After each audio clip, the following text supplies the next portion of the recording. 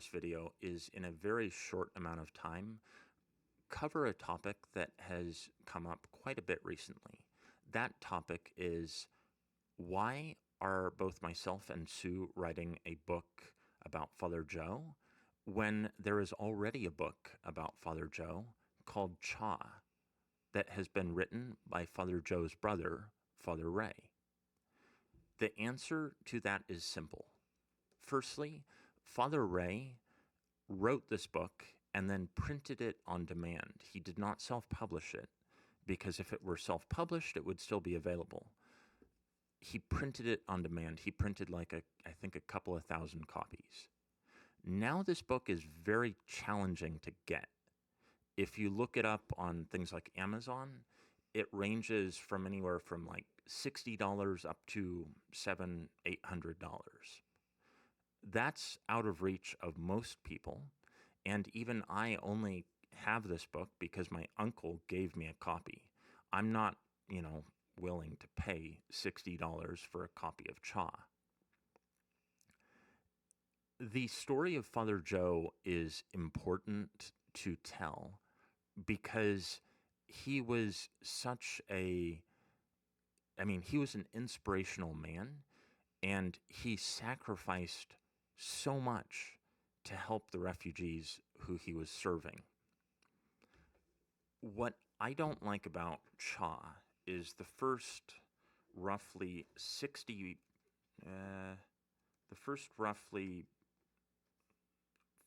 almost 50 pages of the book are irrelevant family history.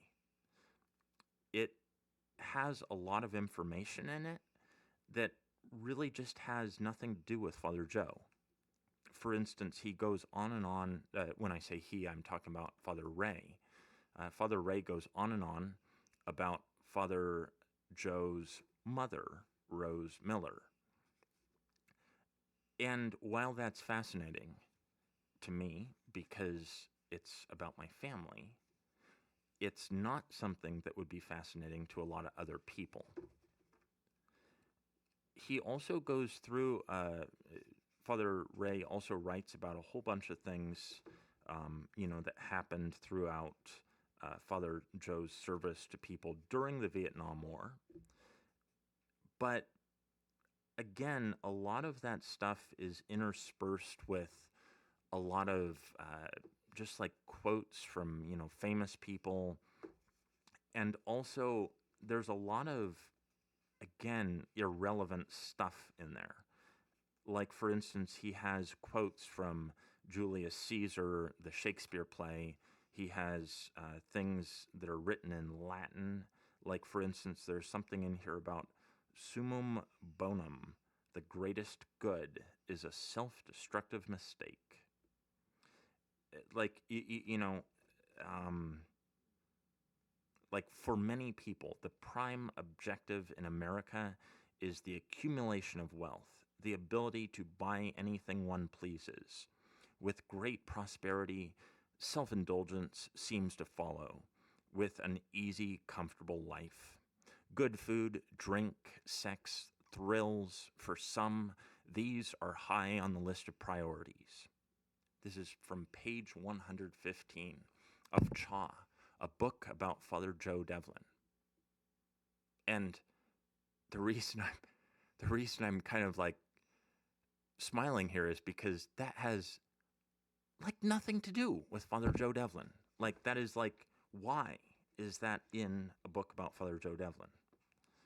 And I know I'm taking, maybe I'm taking it out of context, but even if I'm taking it out of context, why was it there in the first place? I mean, that seems kind of like just more of a political discussion than anything else. Later on, there's like another thing here. Like, for instance, there's this quote from Thornton Wilder's The Bridge of San Luis Rey. Nothing ever happens by accident, but by God's plan. That is a very holy and pious thing to read. It actually has nothing to do with Father Joe, but basically my point is This book is written by a pedagogue, like Father Ray Devlin. He had like some very advanced degrees. I think he had like a licentiate in sacred theology. He was very well educated. This book is Father Ray's attempt at writing a biography about Father Joe, but it's not a good quality book. It's it seems kind of more like ramblings of a brother about his brother. It's not a book that is interesting for people of the modern generation to read. My goal in writing a book about Father Joe Devlin is to write a book that people will want to read. Uh, Not just people who were boat people themselves, but their children or their grandchildren. I want people of the modern age to be able to read about and enjoy reading about Father Joe Devlin. Not that I'm saying the stuff that I'm going to be writing is enjoyable to read. It's pretty frightening and horrible stuff. I mean, Father Joe risked so much, and there he was constantly, people were trying to kill him because of what he was doing. The people he was helping, but he persisted through all that. That kind of information is not very obvious from Cha. Cha, it's a great book. Don't get me wrong. It's a great book. It's interesting. It's informative, but it's not an easy read. And the reason I say it's not an easy read is it's just written very poorly. What I intend with this book that I intend on writing is really focusing in the writing to more discuss Father Joe from the perspective of refugees who he was helping. So I've been interviewing, 10, 20, 30, 40, 50 people so far. I'm intending on interviewing, probably another 40 or 50 people. I want this book to show Father Joe through the lens of the people he was helping. I don't want it to be a sort of generic sort of commentary on the evils of communism and the kind of perils of modern consumerism. That seems like the kind of story that, maybe somebody who's like a college professor may enjoy reading. And only people who can understand Father Joe. Yeah. And that includes his family members and those who know him really well could be able to digest. But because Patrick want to make this book more accessible and more personable to the modern generation, that's why this book is written. And from a Catholic's perspective, basically our goal is not only to write this book, but I mean there could be tons of other books written on Father Joe. But as I can say, Father Patrick is his great nephew. He is a family member, so he knows the stories of Father Joe from inside and out, from the family. And what about those refugees who have the privilege to know Father Joe? Where are those stories in the book? There's nothing in this book that says anything about the refugees. We want to write a story from the perspective of the refugees so that children and grandchildren of both refugees, along with the overall Vietnamese American community and generation, could understand how horrible the Vietnam War is and how its impact. And but the main thing is a lot of people have mentioned that Father Joe is like a saint to them. And going to my next point about why we're writing this book is because this book, I mean, this new book is going to be the starting point for a possible canonization. Correct. God's willing, God willing. But we, that whole process is another thing that we will talk in another video at some point in our. But the point is, that is why initially I decided to go on. I decided to reach out to Vietnamese TV stations, so in the hopes of getting um, those Vietnamese refugees to reach out to us. But it seemed like some reporters do not understand the intent of the second book, and I'm in no way dismissing Father Ray's work. Father Ray definitely wrote a great book, but our second book is going to be more personable, more accessible, more. It will illustrate the holy life of Father Joe, and more importantly, it preserved the legacy of Patrick's family member. I mean, So well, I do want to cut in here.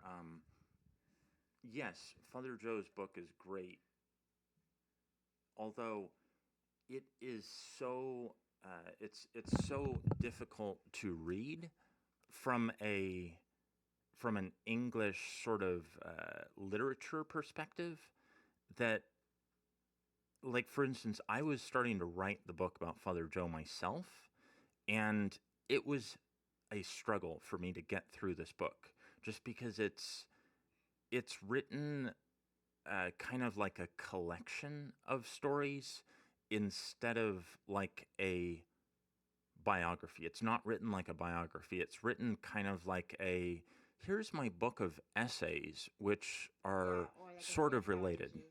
Yeah, yes, it's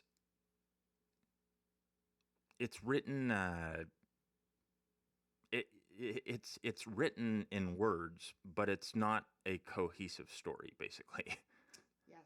Um, I intend on writing a book that will show the life of Father Joe and that people will want to read. Not just, kind of say, there's a book about Father Joe Devlin that's on the internet. Would you like to buy it for $75? Knowing that the book is probably rated like 2.5 out of 5 stars, and that you will probably get so annoyed or bored while you're reading the book that you'll probably just put it down and never read it again? Or would you like to read a book that is not yet written, but that will be interesting and, something that you'll want to go keep reading? That is the intention of this book project that we're working on. Any other thoughts before I end this video here, Sue? Yeah, I'm going to say a quick few words in Vietnamese. Okay. Vừa rồi Patrick mới giải thích cái sự khác biệt giữa cuốn sách cha với lại cuốn sách thứ hai này tụi con sẽ viết. Đại khái là bây giờ tụi con muốn viết cuốn sách mới này theo cái tiếng nói của mấy người thuyền nhân. Tụi con không muốn mất thời gian để mà focus on cái cuốn sách này nữa. Với tư cách là một người bạn gái của Patrick á, là con cũng đang muốn tìm mấy người thuyền nhân để kể lại cái câu chuyện của cha Joe. Cho nên con hy vọng là những gì Patrick đã giải thích vừa rồi, quý ông bà, cô bác, cô chú có thể hiểu qua cái vấn đề của cái cuốn sách, giữa cái cuốn sách 1 với cuốn sách 2. Cái cuốn sách 1 nó chỉ nói về cha Joe theo cái cách của em cha Joe viết. Với lại thứ hai nữa, cái cuốn sách này nó không có đi đến đâu hết. Với lại hai tụi con là hai bạn trẻ Công giáo. Con được nghe mấy người thuyền nhân có nói là cha Joe cũng như cha Joe là một vị thánh, như là một vị thánh của người thuyền nhân. Thì bây giờ á, hy vọng trong tương lai á, nếu mà cái cuốn sách thứ hai này nó thành công á, thì tụi con sẽ đem cái cuốn sách đó tới tòa thánh Vatican để mà xin cho Đức Giáo Hoàng phong thánh. Cái chuyện đó nó sẽ không có dễ dàng. Đó là cái lý do, cái chính vì đó mà con với Patrick đang tìm mấy người truyền nhân để kể lại chuyện của Jojo theo cái cách mà họ đã nhớ, để cuốn sách thứ hai là nó sẽ hay hơn, nó sẽ dễ đọc hơn, nó sẽ truyền cảm hứng cho mấy người, các bạn trẻ Công giáo cũng như thế hệ sau, vài dòng như vậy thôi. Yeah. Very cool. Well, anyways, folks, thank you again for watching. While both myself and Sue here clarified why we are writing this book about Father Joe, I hope this clears up any sort of misunderstandings or confusion. Again, the book written by Father Ray Devlin it's one story about Father Joe. My story would be another story about Father Joe. And I firmly believe that my story would be much more interesting and would present the story of Father Joe in a way that people would want to read. That's just my opinion, but that's why I'm writing it. So, thank you again, and I guess If you keep have working. any questions, and if you have any questions, any comments, and if you need further clarification, feel free to ask us, comment, like, and stay tuned for the next video. Thank you. Thank you. Bye.